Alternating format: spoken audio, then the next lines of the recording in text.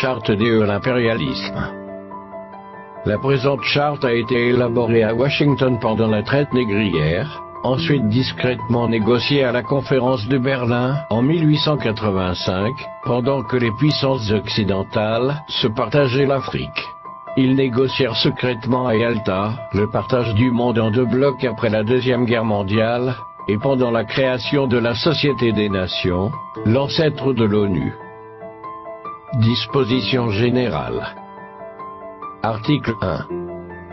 Devise de l'impérialisme. Gouverner le monde et contrôler les richesses de la planète.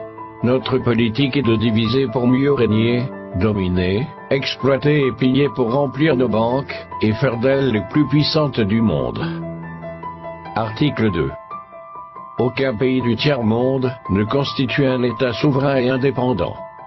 Article 3.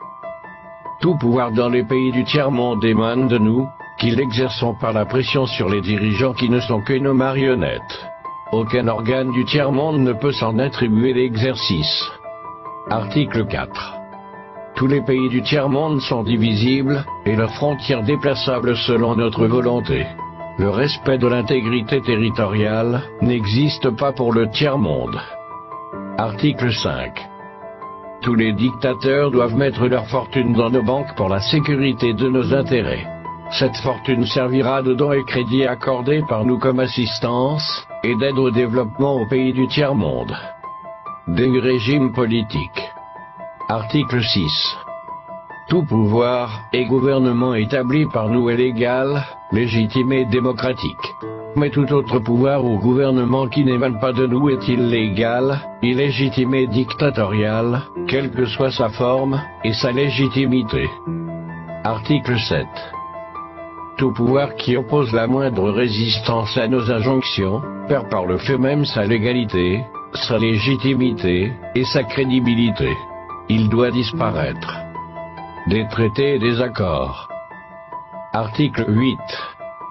On ne négocie pas les accords et les contrats avec les pays du tiers-monde, on leur impose ce qu'on veut, et ils subissent notre volonté. Article 9. Tout accord conclu avec un autre pays, ou une négociation sans notre aval est nul, et de nul effet. Des droits fondamentaux. Article 10. Là où il y a nos intérêts, les pays du tiers-monde n'ont pas de droit. Dans les pays du Sud, nos intérêts passent avant la loi et le droit international. Article 11. La liberté d'expression, la liberté d'association et les droits de l'homme n'ont de sens que dans le pays où les dirigeants s'opposent à notre volonté. Article 12. Les peuples du tiers-monde n'ont pas d'opinion, ni de droit, ils subissent notre loi et notre droit. Article 13. Les pays du tiers-monde n'ont ni culture ni civilisation, sans se référer à la civilisation occidentale. Article 14. On ne parle pas de génocide, de massacre ni de crimes de guerre ou de crimes contre l'humanité dans les pays où nos intérêts sont garantis, même si le nombre des victimes est très important. Des finances publiques. Article 15. Dans les pays du tiers-monde, nul n'a le droit de mettre dans leur banque un montant d'argent au-dessus du plafond que nous avons fixé. Lorsque la fortune dépasse le plafond, on la dépose dans l'une de nos banques pour que les bénéfices retournent sous forme de prêts ou d'aide économique au développement en espèces ou en nature. Article 16. N'auront droit à l'aide précitée les pays dont les dirigeants font preuve d'une soumission totale à nous, nos marionnettes et nos valets. Article 17. Notre aide doit être accompagnée des recommandations fortes de nature à empêcher et briser toute action de développement des pays du tiers-monde. Des traités militaires. Article 18. Nos armées doivent être toujours plus fortes et plus puissantes que les armées des pays du tiers-monde. La limitation et l'interdiction d'armes des destructions massives ne nous concernent pas, mais s'imposent aux autres. Article 19. Nos armées doivent s'entraider et s'unir dans la guerre contre l'armée d'un pays faible pour afficher notre suprématie, et se faire craindre par les pays du tiers-monde. Article 20. Toute intervention militaire a pour objectif de protéger nos intérêts, et ceux de nos vallées. Article 21. Toute opération d'évacuation des ressortissants des pays occidentaux cache notre mission réelle, celle de protéger nos intérêts, et ceux de nos vallées. Accords internationaux. Article 22. L'ONU est notre instrument, nous devons l'utiliser contre nos ennemis, et les pays du tiers-monde pour protéger nos intérêts. Article 23. Notre objectif est de déstabiliser et détruire les régimes qui nous sont hostiles et installer nos marionnettes sous la protection de nos militaires sous la couverture des mandats des forces de l'ONU.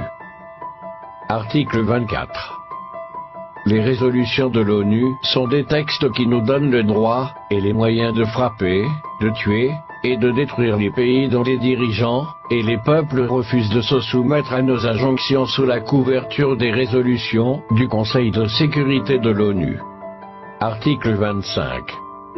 Notre devoir est de maintenir l'Afrique et d'autres pays du monde dans le sous-développement, la misère, la division, les guerres, le chaos pour bien les dominer, les exploiter et les piller à travers les missions des Nations Unies.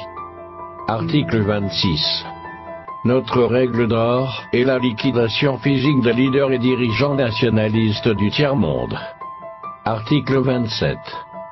Les lois, les résolutions, les cours et tribunaux des Nations Unies sont nos instruments de pression contre les dirigeants et les leaders des pays qui défendent les intérêts de leur peuple.